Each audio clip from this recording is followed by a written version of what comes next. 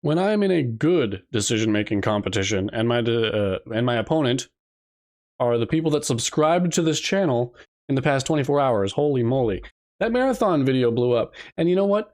There were even some comments against me. Of course, there's always going to be negative comments, but I took some of them personally. They were like, oh, you're dogging on the new games. You can't be dogging on the new games. Well, I explained why we're dogging on the new games if you watch the video, but you know what? They're right. You can't just dog on the new games. I've always been a proponent that you also, if you want to change the culture in a good way, right, you need to promote the good stuff. So today we're going to do something a little bit different, ladies and gentlemen, and those with more muscles than myself. I work out a lot, but I'm still tall and skinny. And I eat lots, and I drink lots of protein shakes. But anyway, let's get into this. Today I'm going to talk about Resident Evil 9. This game is really good so far. Have not beaten it yet, but it's really good so far. The pacing has been really good. I was kind of nervous about the first segment. Like I was afraid it was going to be a little bit slow. But then you start playing as Leon Kennedy in the second part, and boy, I was kind of having a throwback to Resident Evil 4 and 5.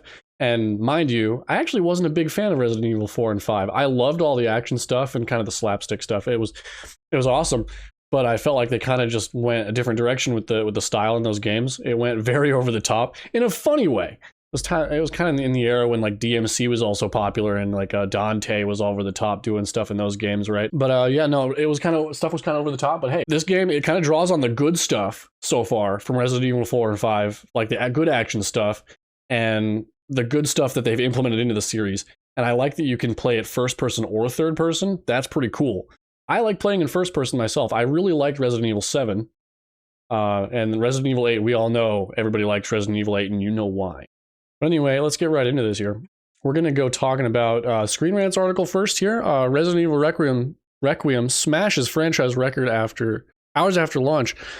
And so you got, like, you know, the gaming journos are, you know, like we all have our opinions on the gaming journos, but holy moly, like you got Screen Rant talking about it. IGN was talking about it. Resident Evil Requiem's player count has hit a new high. RE4 wasn't even close. Yeah, the Resident Evil 4, like it was good. The remake was good. Let's see, Resident Evil 4 remake topped out at 168,000 players after launch. Number that Requiem could still double if it sees another surge in players this weekend. Yeah, okay. So this was written before the weekend, but man, it was, yeah, we'll pull up the Steam charts. Here, yeah, so we topped out at 344,000 players. Like that's really good. That's really good, and like for one of these games anyway, it's really good. So I'm liking this.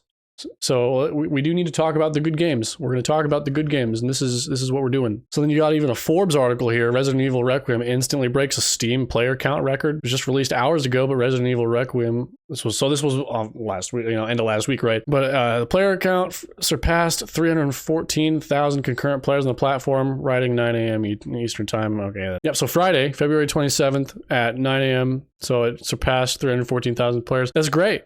That's awesome. So this is what the graph looked like right off the bat. So yeah, no, that's awesome. So then if you go and look over at the Steam page too, you can see here that the reviews here are overwhelmingly positive. You love to see this. So we love good games. And this is just further proof that the single player games and the story games and all this stuff, like it's not dead. It's not dead in the slightest. You can, if you make a good game, and these people make a game, and I think they have the Resident Evil game engine for it, and so it's kind of different, but it's good.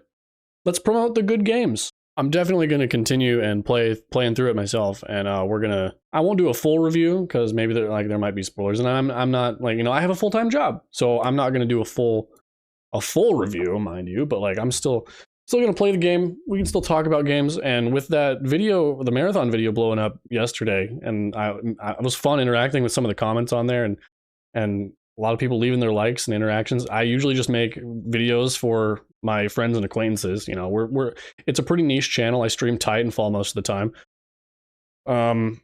My kind of MO is being a chill streamer and video editor that I'll edit videos for YouTubers and just kind of do this stuff in my spare time that's relaxing. It's more of a hobby, you know.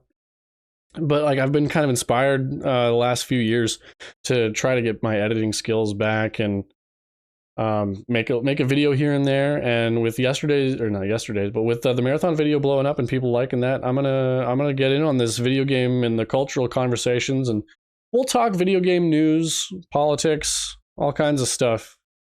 Drama. We're not going to talk about drama. Like, this is drama, right? Like, because like, you know, this is drama technically, if you want to really get into it, right? Because there's Western game devs don't like this. They for some reason they do not like this. But no, it's great. It's great to see. So yeah, we'll just continue this, and I'll just kind of continue this at my own pace. And getting more than 30 subscribers overnight, that really threw me for a loop. So thank you very much, guys. So yeah, I'll leave it here. So get out of here and be good.